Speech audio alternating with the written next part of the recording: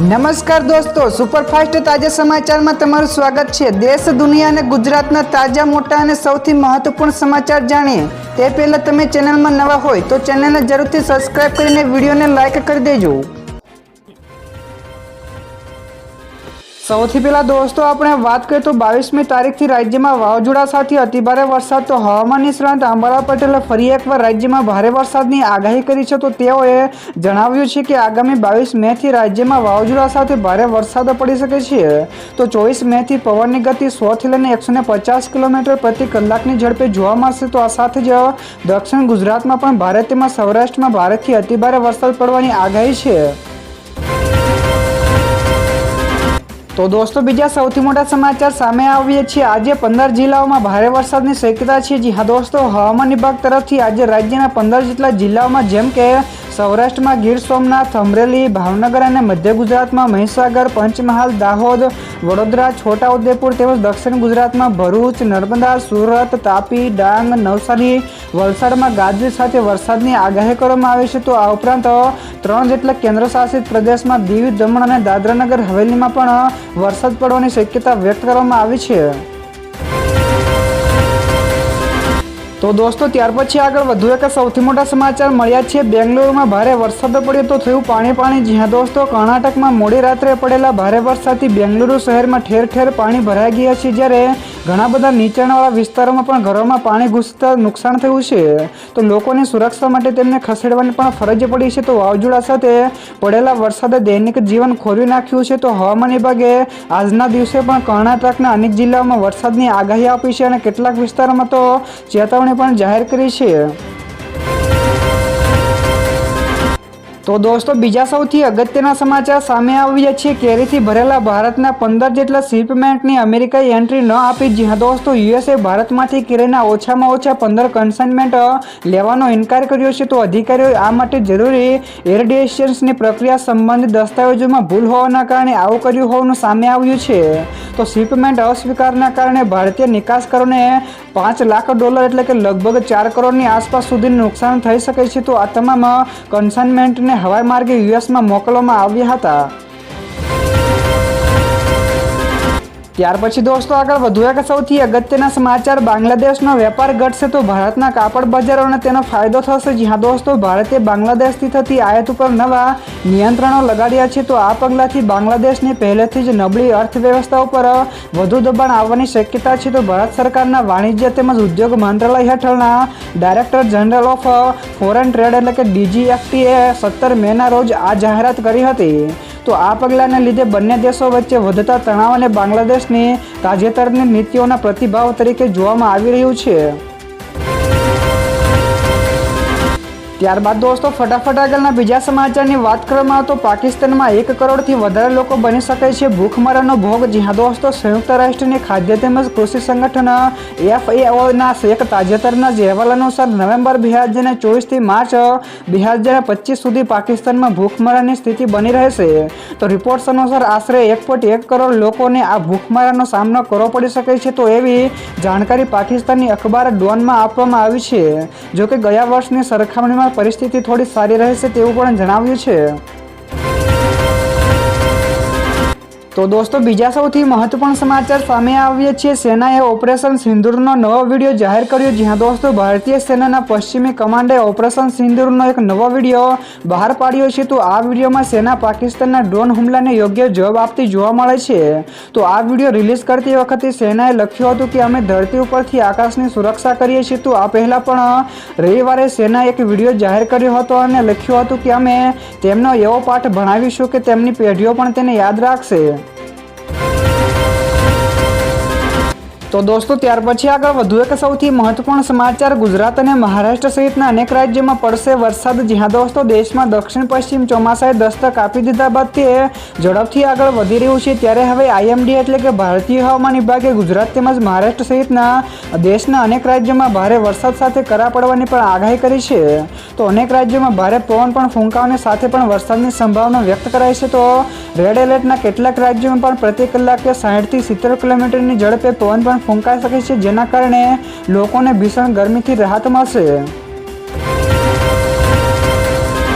ત્યાર પછી દોસ્તો આ સિવાયના બીજા સમાચારની ઝડપથી વાત કરવામાં તો વોડાફોન આઈડિયાએ સરકારને અપીલ કરી, જ્યાં દોસ્તો વોડાફોન આઈડિયા નાણાકીય સમસ્યાઓનો સામનો કરી રહી છે અને તેણે ભારત સરકાર પાસેથી મદદ માંગી છે. તો કંપનીએ ટેલિકોમ વિભાગ એટલે કે DOTને જણાવ્યું છે કે જો સરકાર બાકી AGR એટલે કે એડજસ્ટેડ ગ્રોસ રેવન્યુ અંગે સમયસર મદદ નહીં કરે તો કંપની માટે માર્ચ 2026 પછી ભારતમાં વ્યવસાય કરવાનું મુશ્કેલ બનશે. તો હાલમાં VILમાં સરકારનો મહત્વનો હિસ્સો 49% છે. તો કંપનીના લેણાને ઇક્વિટીમાં રૂપાંતરિત કર્યા પછી સરકારને આ શેર પ્રાપ્ત થાય છે. તો દોસ્તો બીજા સૌથી મોટા સમાચાર સામે આવ્યા છે. ગુજરાતને માથે વાવાઝોડાનો ખતરો, જ્યાં દોસ્તો હવામાન નિષ્ણાંત અંબાલાલ પટેલે ફરી એકવાર વાવાઝોડા અને અતિભારે વરસાદની આગાહી કરી છે. તો તેઓએ જણાવ્યું છે કે આગામી સમયમાં ગુજરાતમાં ચક્રવાતની અસર ગુજરાત ઉપર જોવા મળશે. તો 20 મે બાદ વાતાવરણમાં ભારે પલટો આવશે. તો અરબી સમુદ્રમાં વાવાઝોડું સર્જાશે, જેના કારણે મુંબઈ સહિતના ઘણા બધા વિસ્તારોમાં ભારેથી અતિભારે વરસાદ થવાની સંભાવના છે. તો કેટલાક વિસ્તારોમાં તો 12 થી લઈને 15 ઇંચ જેટલો વરસાદ પણ નોંધાઈ શકે છે.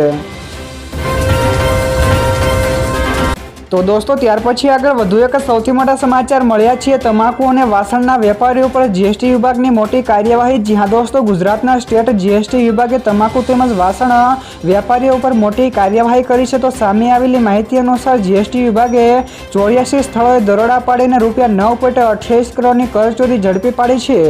તો આ વ્યાપક દરોડાના પગલે સમગ્ર વેપારી વર્તુળામાં ભય તેમજ ફફડાટ ફેલાઈ જવા પામ્યો છે. તો બિલ વિના થતા વેચાણો અટકાવવા માટે આ કાર્યવાહી કરવામાં આવી હોવાનું સૂત્રોએ જણાવ્યું છે. તો દોસ્તો બીજા સૌથી અગત્યના સમાચાર સામે આવ્યા છે. ચંડોળા તળાવ ડિમોલેશન પાર્ટ 2 ની તૈયારીઓ પૂર્ણ થઈ. જ્યાં દોસ્તો અમદાવાદના ચંડોળા તળાવની મંગળવારથી ફેઝ 2 ની કામગીરી શરૂ કરવાનો નિર્ણય કરાયો છે. તો ફેઝ 2 ની કામગીરી માટે પોલીસ દ્વારા 3000 જેટલા પોલીસ કર્મચારી, ઓફિસરો તેમજ કર્મચારીઓનો બંદોબસ્ત ફાળવવામાં આવ્યો છે, જ્યારે 25 જેટલા SRP કંપનીઓ પણ બંદોબસ્તમાં જોડાશે. તો પોલીસ કમિશનરના જણાવ્યા અનુસાર ડિમોલેશનની ફેઝ 2 ની કામગીરીમાં કુલ 2.5 લાખ ચોરસ મીટર જમીન ઉપર થયેલા દબાણો દૂર કરાશે. ત્યાર પછી દોસ્તો આગળ વધુ એક સૌથી અગત્યના સમાચાર. વિશ્વમાં કોરોના વકર્યો તો સિંગાપુરમાં 14,000 નવા કેસ નોંધાયા. જ્યાં દોસ્તો મે મહિનાની શરૂઆતમાં સિંગાપુરમાં 14,000થી વધારે કેસ નોંધાયા છે. તો એપ્રિલના છેલ્લા અઠવાડિયામાં આ સંખ્યા 11,100 ઉપરની આસપાસ હતી. તો અહીં કેસોમાં 28% વધારો થયો છે. તેમજ હોસ્પિટલોમાં દરરોજ દાખલ થતા દર્દીઓની સંખ્યામાં 30% વધારો થયો છે. તો હોસ્પિટલોમાં દાખલ દર્દીઓની સંખ્યામાં પણ વધારો થયો છે, પરંતુ ગંભીર ICU દર્દીઓની સંખ્યામાં ઘટાડો થયો છે.